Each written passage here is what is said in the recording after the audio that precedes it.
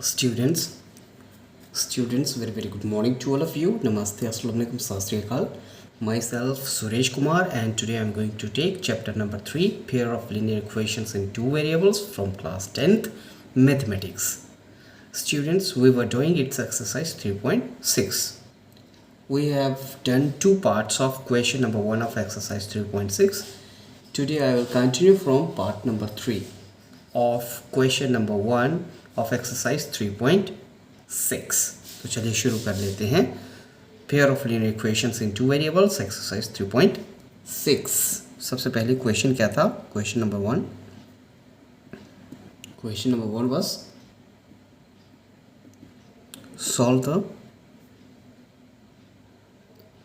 following pairs of equation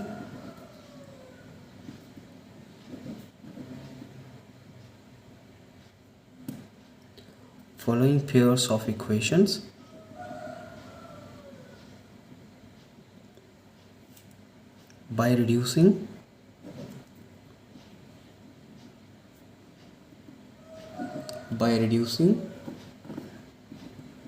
them to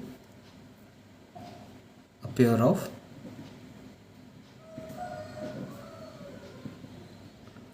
linear equations.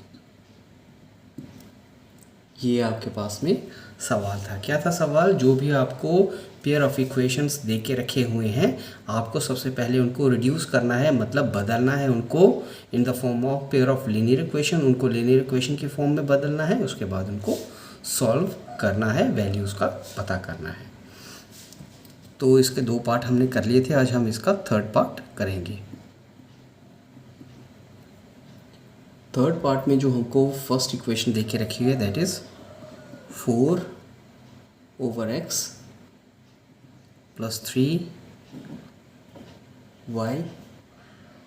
=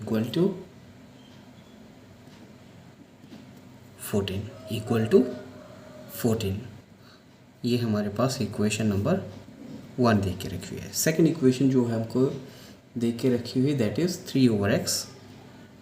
3/x minus 4y = 23.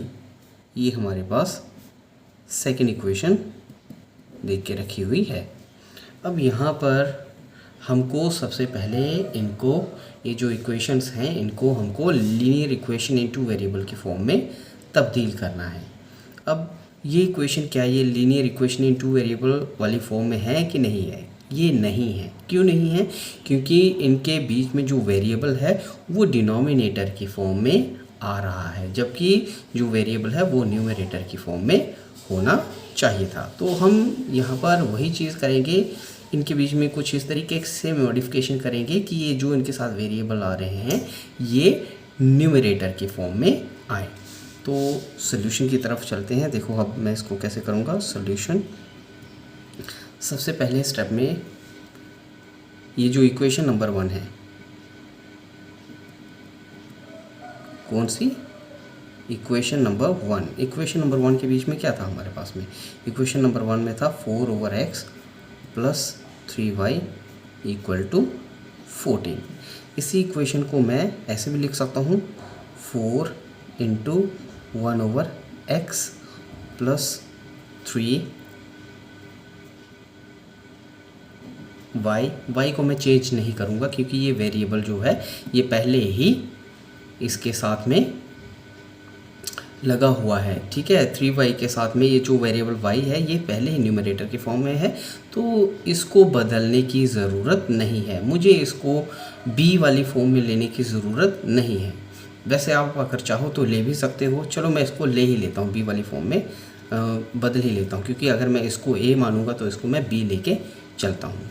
चलो कर लेते हैं, वैसे ही कर लेते हैं. = 14. वैसे ना भी बदलोगे तो इसका कोई फ़र्क पड़ने वाला नहीं है, क्योंकि यहाँ पर वेरिएबल पहले ही न्यूमरेटर की फॉर्म में है. तो यहाँ पर मैं क्या करने जा रहा हूँ, लेट 1/x = a. 1/x को मैं a मान लेता हूँ एंड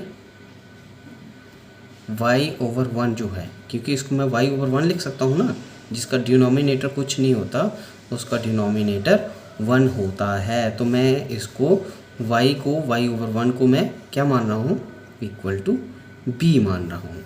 तो अगर मैं ऐसा मानता हूँ तो यही इक्वेशन क्या बन जाएगी, यही इक्वेशन बन जाएगी 4 इंटू 1/x था, 1/x इक्वल टू a के बराबर है, तो मैं इसको 4a लिख सकता हूँ प्लस 3b लिख सकता हूँ, क्योंकि y/1 जो है या फिर वो जो y है उसको मैं b मान रहा हूँ, तो 3b लिख सकता हूँ इक्वल टू 14। ठीक है, इसको मैं इक्वेशन नंबर 3 दे देता हूँ नाम। ये क्या है, इक्वेशन नंबर 3। इसी तरीके से मैं इक्वेशन नंबर 2 को भी बदलूँगा। नाउ इक्वेशन सेकंड थी क्या हमारे पास में, इक्वेशन सेकंड थी 3/x minus 4y equal to 23, यही थी ना, यही थी। इसी इक्वेशन को मैं ऐसे भी लिख सकता हूँ 3 इंटू 1/x लिख सकता हूँ कि नहीं। जैसे मैंने यहाँ पर 1/x निकाला है, इसको भी मैं 1/x निकाल सकता हूँ। क्या बन जाएगा, 3 इंटू 1 3 और डिनोमिनेटर में x होगा, तो ये जो x है ये डिनोमिनेटर की फॉर्म में आ जाएगा। 3 इंटू 1 3 डिवाइडेड बाय x, तो 3/x ही बनेगा। ठीक है, लेकिन मैंने इसको सिंपली मॉडिफाई करके थोड़ा सा लिखा हुआ है।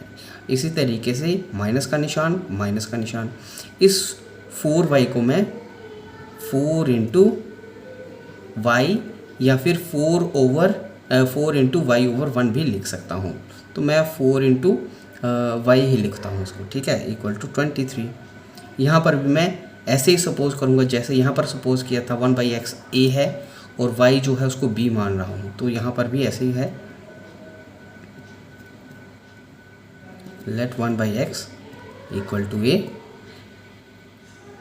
And y equal to b, तो यही इक्वेशन क्या बन जाएगी, यही इक्वेशन बन जाएगी 3 इंटू a। कैसे 3 इंटू a बन जाएगी, क्योंकि 3 इंटू 1/x, लेकिन 1/x a के बराबर है, तो 3 इंटू a 3a बन जाएगा। आगे माइनस 4 इंटू y है, y इक्वल टू b के बराबर है, तो 4b बन जाएगा। क्या बन जाएगा ये, 4b आगे इक्वल टू 23। इसको मैं इक्वेशन नंबर 4 मान लेता हूँ, इक्वेशन नंबर 4 मान लेता हूँ। अब इन इक्वेशंस के बीच में आप देख रहे हो, ये जो इक्वेशन नंबर 4 है या फिर इक्वेशन नंबर 3 है, ये हमको किस तरीके की नज़र आती है, लीनियर इक्वेशन इन 2 वेरिएबल की फॉर्म में हमको नज़र आती है, जहाँ पर ये जो हमारे वेरिएबल्स हैं वो न्यूमरेटर की फॉर्म में हमको दिख रहे हैं, ना कि डिनोमिनेटर की फॉर्म में। ठीक है, यहाँ पर भी ऐसे ही है। तो ये लीनियर इक्वेशन इन 2 वेरिएबल्स की फॉर्म में तब्दील हो चुकी है। अब मुझे इनको सॉल्व करना है, तो सॉल्व करने के लिए मैं एलिमिनेशन मेथड का यूज़ कर रहा हूँ। नाउ यूजिंग एलिमिनेशन मेथड, सबसे पहले इक्वेशन क्या है वो लिख लेता हूँ। इक्वेशन नंबर 3 है हमारे पास में 4a plus 3b equal to 14। 4a plus 3b equal to 14, ये थी इक्वेशन नंबर 3। ठीक है, और इक्वेशन नंबर 4 क्या है हमारे पास में, इक्वेशन नंबर 4 है 3a minus 4b equal to 23। 3a minus 4b equal to 23, this was the equation number 4। ये इक्वेशन नंबर क्या है, 4 है। ठीक, अब मैं इसको एलिमिनेशन मेथड से करने जा रहा हूँ इसको सॉल्व। तो आखिर आप चाहते क्या हो, किसको एलिमिनेट करना चाहते हो, ए वेरिएबल को इसमें एलिमिनेट करना चाहते हो कि बी वेरिएबल को एलिमिनेट करना चाहते हो। अगर ए वेरिएबल को एलिमिनेट करना चाहते हो तो दोनों इक्वेशंस के बीच में ए वेरिएबल वाली जो टर्म्स आएंगी वो बराबर होनी चाहिए। ठीक है, तो अगर आप ए वेरिएबल को बराबर करना चाहते हो, इसको एलिमिनेट करना चाहते हो, तो उसके लिए आपको क्या करना पड़ेगा, इसी ए वेरिएबल के कोफिशिएंट के साथ में इक्वेशन 4 को कम्प्लीटली मल्टीप्लाई करना पड़ेगा और इसी ए वेरिएबल के कोफिशिएंट 3 के साथ में, जो कि इक्वेशन नंबर 4 के बीच में आ रहा है, उस कोफिशिएंट के साथ में इक्वेशन नंबर 3 को आपको मल्टीप्लाई करना पड़ेगा। तो वही करने जा रहा हूँ। क्या बन जाएगा मेरे पास में? ये बन जाएगा मेरे पास में, कर लो आप, मैं डायरेक्टली भी कर सकता हूँ, चलो स्टेप बढ़ा लेता हूँ। ये बन जाएगा हमारे पास में 4a + 3b = 14 मल्टीप्लाइड बाई 3, ठीक है, मल्टीप्लाइड बाई 3। इक्वेशन नंबर 3 जो है वो coefficient of A of equation number 4 के साथ में कम्प्लीटली मल्टीप्लाई हो रही है। तो क्या बन जाएगा? ये बन जाएगा मेरे पास 3 × 4 12, साथ में क्या है a, प्लस 3 × 3 बन जाएगा 9, साथ में क्या है b = 3 × 14, तो कितना बन जाएगा? 12 3 1 4 42 बन जाएगा, ठीक है। ये हमारे पास इक्वेशन नंबर 5 मान लेते हैं। ये क्या बन जाएगा? इसको मैं इक्वेशन नंबर 5 मान रहा हूँ, ठीक। इसी तरीके से अब मुझे क्या करना है? इक्वेशन नंबर 4 को मल्टीप्लाई करना है। इक्वेशन नंबर 4 क्या थी? 3a - 4b = 23।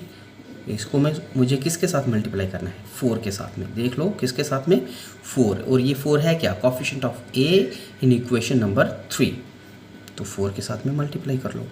ये बन जाएगा मेरे पास में 4 × 3 12, साथ में क्या है a, आगे माइनस 4 × 4 16, साथ में क्या है b = 4 × 23। तो ये बन जाएगा 4 × 3 12, बचेगा एक, 4 × 2 8 और एक बचा हुआ 9, ठीक है। क्या बन जाएगा? 9 बन गया ये 92। इसको मैं इक्वेशन नंबर 6 मान लेता हूँ। अब क्या करोगे? इक्वेशन 5 में से इक्वेशन 6 को निकाल दो या इक्वेशन 6 में से इक्वेशन 5 को निकाल दो। Subtract equation 5 from equation 6। तो ये बन जाएगा मेरे पास में 12a - 16b = 92। इसमें से मुझे माइनस करना है 12a + 9b = 42, ठीक है। इक्वेशन 6 में से इक्वेशन 5 को निकाल रहा हूँ। अब देखो इक्वेशन 5 जब इक्वेशन 6 में से निकल रही है, माइनस हो रही है, तो इस माइनस की वजह से इक्वेशन के अंदर के साइन बदल जाएंगे। क्या हो जाएगा? प्लस वाला माइनस में और माइनस वाला प्लस में। तो ये माइनस, ये क्या था? प्लस वाला 12a था, ये माइनस में तब्दील हो जाएगा। ये प्लस वाला 9b था, ये माइनस में तब्दील हो जाएगा। और ये प्लस वाला 42 था, ये भी माइनस में तब्दील हो जाएगा। अब निकाल लो, 92 में से 42 निकल जाएंगे, है ना। ये प्लस का 92, ये माइनस का 42, तो क्या आ जाएगा? प्लस माइनस माइनस होता है, 2 में से 2 गया 0, 9 में से 4 गया तो 5, और निशान आएगा इसके साथ में बड़ी रकम का, जो कि प्लस की है, इसलिए ये 50 प्लस के हैं। अब यहाँ पर माइनस का 16b है और ये भी माइनस का ही 9b है। टोटल कितना हो जाएगा? टोटल हो जाएगा माइनस का 25b, ठीक है, क्योंकि माइनस माइनस प्लस होते हैं लेकिन निशान बड़ी रकम का। और दूसरी साइड में इसको देख लो, 12a प्लस का है, ये 12a माइनस का है, तो ये कैंसिल हो जाएगा। अब यहाँ पर b किसके बराबर हो जाएगा? b हो जाएगा यहाँ पर 50, यहाँ पर क्या है? ये माइनस का 25 है ना, जो कि न्यूमरेटर में इधर आएगा, तो ये डिनोमिनेटर में हो जाएगा। अब देखो 25 1 ज़ा 25, 25 2 ज़ा 50 होते हैं, ठीक है। अब एक चीज़ का तो आपको पता ही है, न्यूमरेटर डिनोमिनेटर जो है कभी भी नेगेटिव नहीं होता है। डिनोमिनेटर कभी भी नेगेटिव नहीं होता है। अगर डिनोमिनेटर नेगेटिव हो तो हम उस डिनोमिनेटर के नेगेटिव साइन को न्यूमरेटर के साथ में लगा देते हैं, बाकी रकम वही रहती है। तो यहाँ पर उस हिसाब से चलें तो b हमारे पास में -2/1 आ रहा है, ठीक है। b कितना आया? -2/1, या फिर आप इसको सिंपली -2 भी कह सकते हो। ठीक है, b की वैल्यू क्या आ रही है, -2 आ रही है, b इक्वल टू -2 आ रही है। इसी तरीके से जब आपके पास में b की वैल्यू आ गई, अब b की वैल्यू को आप इक्वेशन के बीच में पुट करके a की वैल्यू को निकाल सकते हो। अब किस में पुट करना चाहते हो आप, इसको मैं इक्वेशन 3 में के बीच में पुट करता हूँ। Put b equal to -2 in equation 3, equation 3 के बीच में मैं b को इक्वल टू -2 पुट कर रहा हूँ। तो क्या बन जाएगा, ये बन जाएगा मेरे पास में 4a + 3b इक्वल टू 14, लेकिन b की जगह क्या है -2, तो ये बन जाएगा 4a + 3 इंटू -2, b की जगह क्योंकि -2 है, इक्वल टू 14। आगे जाके 4a प्लस माइनस, ठीक है, माइनस होगा, और 3 into 2 6 equal to 14। 4a equal to 14, ये माइनस का 6 था, इधर आके प्लस का 6 हो जाएगा, बन जाएंगे 20। और a किसके बराबर हो जाएगा, यहाँ पर a हमारे पास आ रहा है 20/4, क्योंकि 4 यहाँ पर a के साथ में न्यूमरेटर का काम कर रहा है, कोफिशिएंट का काम कर रहा है, इधर आके ये डिनोमिनेटर बन जाएगा। तो 4 1 ज़ा 4, 4 5 ज़ा 20 होते हैं। यहाँ पर आप देख रहे हो a is equal to 5, a हमारे पास किसके बराबर आ रहा है, a इक्वल टू 5 आ रहा है, ठीक है। a किसके बराबर आ गया, a हमारे पास में 5 के बराबर आ रहा है। लेकिन आपने कंसीडर किया था a किसको माना था, a वाज इक्वल टू, अब मैं अगले स्टेप्स में यहीं पे कर रहा हूँ, ठीक है। मैं थोड़ा सा यहाँ पर जगह बना रहा हूँ या अगले पेज पे कर लेता हूँ, ठीक है। लिख रहा हूँ but a was equal to, a किसके बराबर माना था हमने, a was equal to 1/x के बराबर, ठीक है। a was equal to 1/x के बराबर, और यही a इक्वल टू 5 भी आ रहा है, ठीक है, 5 के बराबर भी है ये। इसका मतलब ये हो गया देयरफॉर 1/x जो है वो भी 5 के बराबर होना चाहिए, होना चाहिए कि नहीं, होना चाहिए। तो हमारे पास में x किसके बराबर हो जाएगा, कर लो क्रॉस मल्टीप्लिकेशन। क्रॉस मल्टीप्लिकेशन करेंगे तो यहाँ पर क्या हो जाएगा, जिसका डिनोमिनेटर कुछ नहीं उसका डिनोमिनेटर 1 होता है। क्रॉस मल्टीप्लिकेशन में 1 into 1 1 equal to 5 into x 5x, लेकिन मुझे तो x की वैल्यू चाहिए, देयरफॉर x इक्वल टू 1/5 हो जाएगा, क्योंकि यहाँ पर 5 जो है x के साथ में न्यूमरेटर है या उसका कोफिशिएंट है, इधर आके डिनोमिनेटर बन जाएगा या फिर डिवीजन में आ जाएगा। तो इस तरीके से x की वैल्यू निकल गई। दूसरा हमारे पास में b की वैल्यू, जो कि b किसको माना था, b तो y के बराबर था, है ना। इसी तरीके से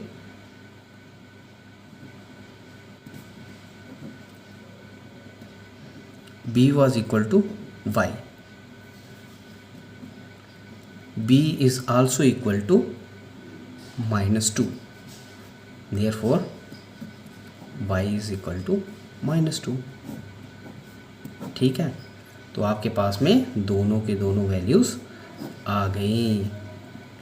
क्या आया, x equal to 1/5 and y equal to -2 इसका सल्यूशन होगा। ठीक, सवाल समझ में आया, ये सवाल आपके समझ में आया होगा। चलते हैं इसी के फोर्थ पार्ट की तरफ। फोर्थ पार्ट में आपको देखो क्या दे के रखा हुआ है। फोर्थ पार्ट में जो दो इक्वेशंस आपको दे के रखी हैं वो किस तरीके से हैं। पहली इक्वेशन है 5/x - 1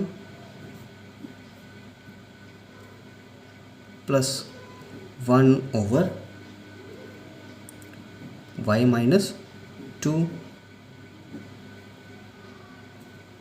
equal to 2. This is equation number 1. ये इक्वेशन भी देखो, यहाँ पर जो भी वेरिएबल आ रहा है वो डिनोमिनेटर में है, इसका मतलब ये भी लीनियर इक्वेशन इन टू वेरिएबल की फॉर्म में नहीं है। हमें इसको भी लीनियर इक्वेशन इन टू वेरिएबल वाली फॉर्म में तब्दील करना है। वो कैसे करेंगे आगे करेंगे। दूसरी इक्वेशन जो हमको देख के रखी हुई है इसके साथ में, that is 6/x - 1 minus 3/y - 2 equal to 1। This is equation number 2। सबसे पहले हम इक्वेशन नंबर 1 को लेते हैं, सॉल्यूशन की तरफ चलते हैं। सॉल्यूशन, ठीक। सॉल्यूशन में सबसे पहले टेकिंग इक्वेशन 1, इक्वेशन 1 क्या थी, 5/x - 1 plus 1/y - 2 equal to 2, यही थी। इसी को मैं ऐसे भी लिख सकता हूँ, 5 × 1/x - 1, ऐसे लिख सकता हूँ क्योंकि 5 × 1 5 हो जाएगा और डिनोमिनेटर में x - 1 आ जाएगा। ठीक है, समझ रहे हो कुछ। डिनोमिनेटर में जितनी भी यहाँ पर टर्म आ रही है उसको पूरे को ही मैं ले रहा हूँ। ठीक है, अगर कॉफिशेंट होता सिर्फ, मतलब ये वेरिएबल ही होता और कॉफिशेंट होता, तब मैं सिर्फ इतना सा हिस्सा लेता, वेरिएबल वाला हिस्सा ही लेता। लेकिन यहाँ पर डिनोमिनेटर में इस वेरिएबल के साथ में कॉफिशेंट तो है ही है। कॉफिशेंट जिसका कुछ नहीं होता वो 1 होता है, उसका कॉफिशेंट 1 होता है। कॉफिशेंट तो है ही है, साथ में इस वेरिएबल में से 1 माइनस भी हो रहा है, इसलिए मैं इस पूरी टर्म को ही अलग ले रहा हूँ।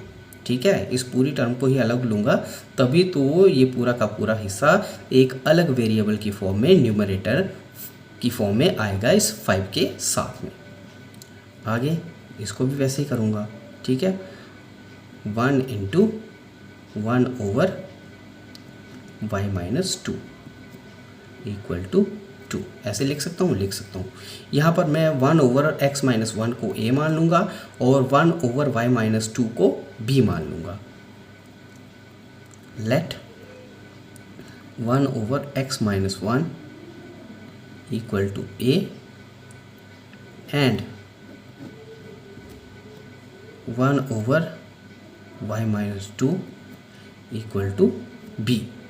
जब मैं इस फॉर्म में लूँगा तो यही इक्वेशन जो है वो क्या बन जाएगी, यही इक्वेशन बन जाएगी 5 × a plus 1 × b equal to 2, जिसको मैं और सिंप्लीफाई करके लिखूँगा तो ये 5a plus 1b equal to 2 बन जाएगी। इसको मैं इक्वेशन नंबर 3 कह देता हूँ। क्या कहूँगा, इक्वेशन नंबर 3 मान लेता हूँ। ये क्या है, 5a plus 1b equal to 2, it is equation number 3, equation number 3।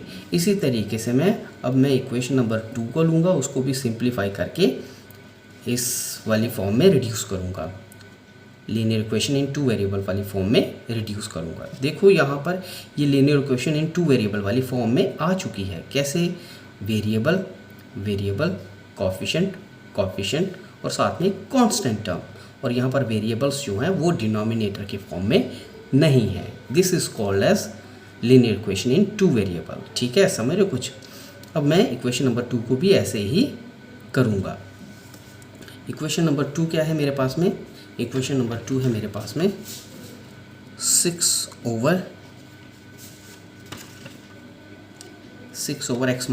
1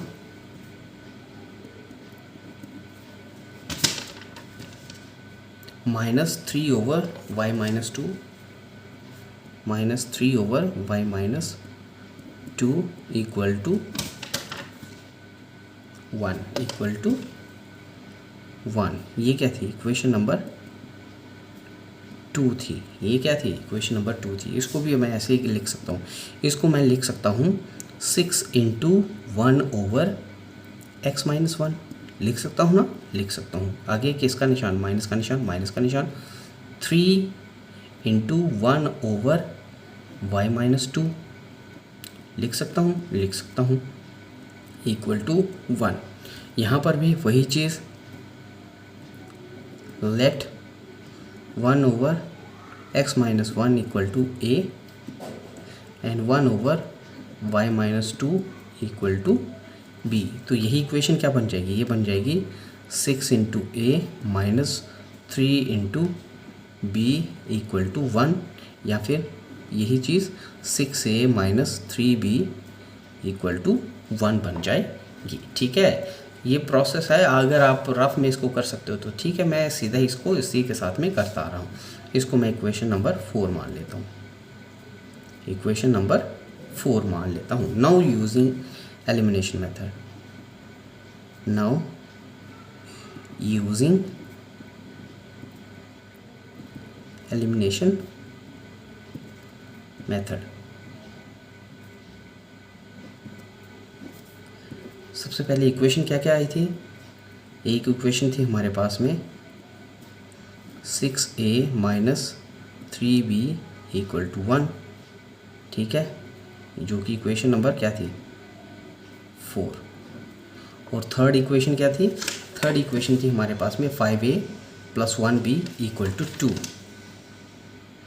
5a plus 1b equal to 2 था ना, हाँ 2 था। ये थी हमारे पास में इक्वेशन नंबर 3। अब आपको पता ही है क्या करना है आपको। अगर आप ए वेरिएबल को दोनों इक्वेशंस के बीच में बराबर करना चाहते हो तो आपको कुछ इस तरीके से मल्टीप्लाई करना पड़ेगा। क्या, इक्वेशन 2 को इक्वेशन 1 के बीच में आने वाले ए वेरिएबल के कोफिशिएंट के साथ में मल्टीप्लाई करना पड़ेगा इक्वेशन 2 को, और इक्वेशन 1 को मल्टीप्लाई करोगे किसके साथ, इक्वेशन 2 के बीच में आने वाले ए वेरिएबल के कोफिशिएंट के साथ में। कुछ इस तरीके से हो जाएगा, ठीक है। तो ये बन जाएगा हमारे पास में 6a minus 3b equal to 1 multiplied by 5। ये बन जाएगा हमारे पास में 6 इंटू 5 30, साथ में क्या है e, आगे किसका निशान है माइनस का, 5 इंटू 3 15, साथ में क्या है b, आगे क्या है इक्वल टू 5 इंटू 1 5। इसको आप इक्वेशन नंबर 5 कह दो, ठीक। आगे है हमारे पास में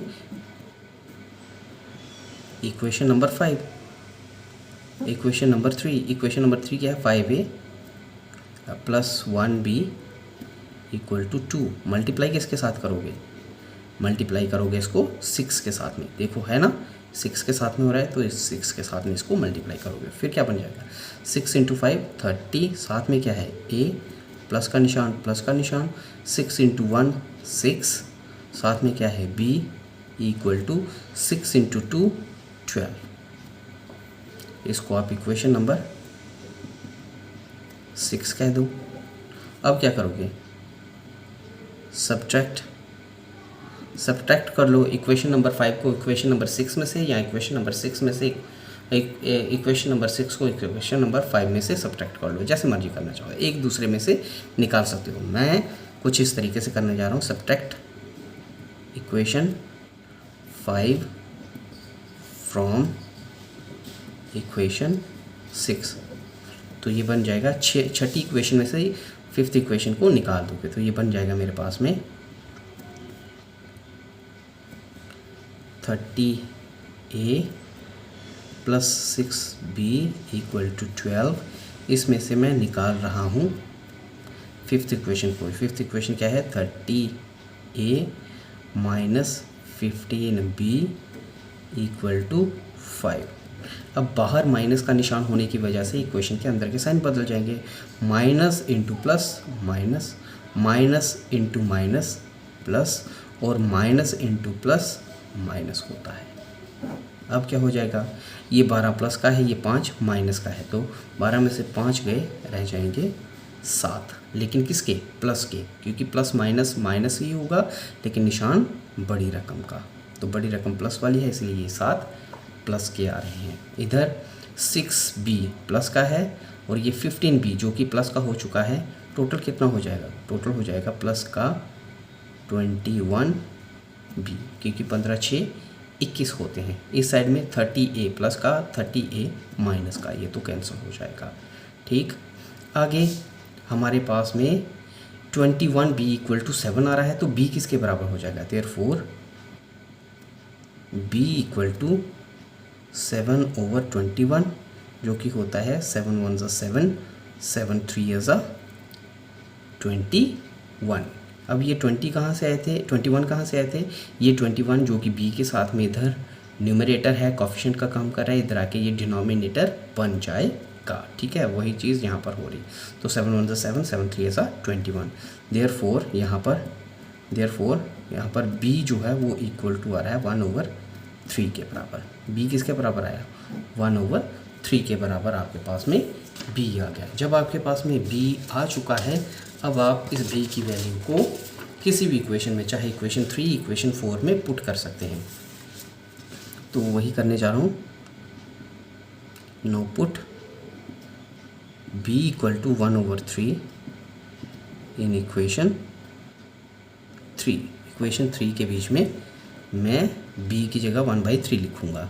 ठीक है, तो इक्वेशन 3 है, थी क्या हमारे पास में? इक्वेशन 3 थी 5A plus 1B equal to 2।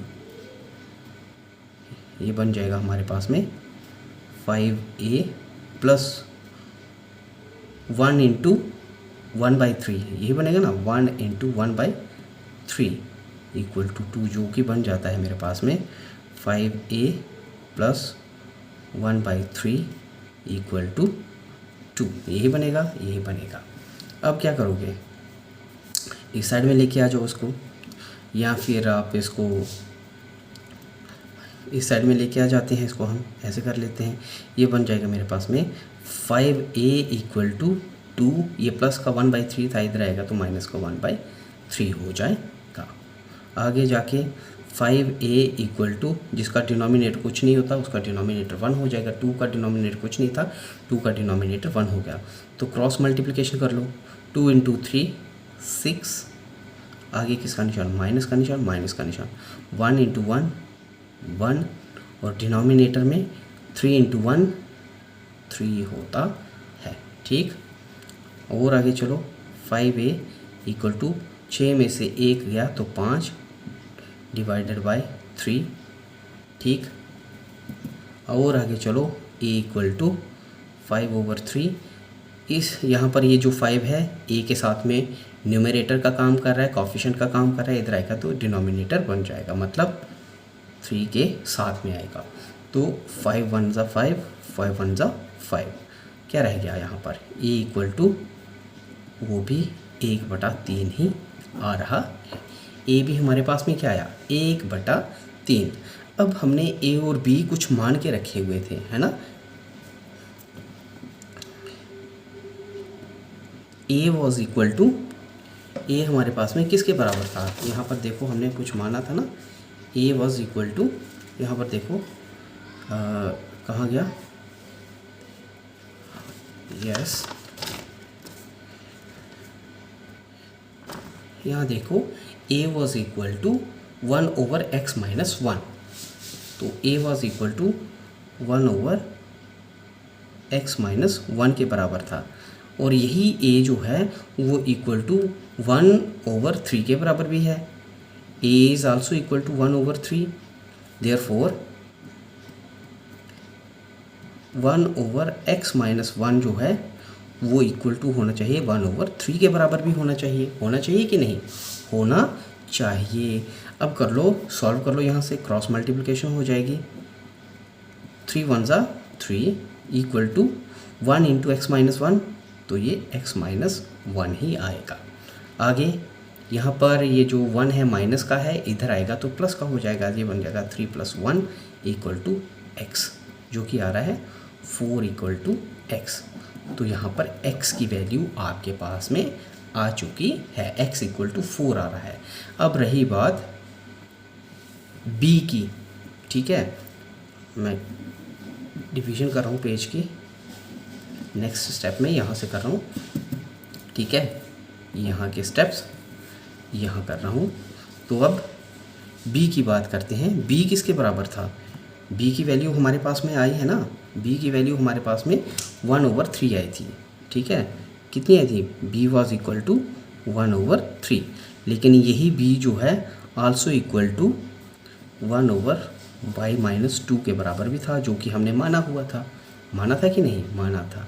इसका मतलब ये हो गया कि 1/3 जो है that should also be equal to 1/y-2, क्योंकि ये दोनों चीज़ें बराबर है ना, ये चीज़ भी b है, ये चीज़ भी b है, इसका मतलब 1/3 1/y-2 के बराबर होगा, ठीक है। तो वही चीज़ मैं यहाँ पर कर रहा हूँ। हो गया। अब फिर से क्रॉस मल्टीप्लिकेशन कर लो। क्रॉस मल्टीप्लिकेशन की 1 × y-2, तो ये y-2 ही आएगा। बीच में इक्वल टू 3 × 1 3 होगा, और y इक्वल टू किसके बराबर हो जाएगा? y के साथ में ये -2 है ना, इधर आएगा तो प्लस का 2 हो जाएगा। तो 3 यहाँ पर प्लस 3 यहाँ पर पहले से ही है, ये -2 इधर आएगा तो ये +2 बनेगा। तो y इक्वल टू 3 + 2 5, ठीक। देयरफॉर x और y की वैल्यू आपके पास में आ गई। Therefore x equal to 4 and y equal to 5 आपके पास में वैल्यूज़ आ रही हैं। इस तरीके से हम इनका सल्यूशन निकाल सकते हैं। तो स्टूडेंट्स, आज के लिए इतना ही करेंगे। कल हम फिर हाज़िर हो जाएंगे अगले कुछ सवालों के साथ में। तब तक के लिए शुक्रिया। उम्मीद है ये सवाल आपकी समझ में आए होंगे। Thank you.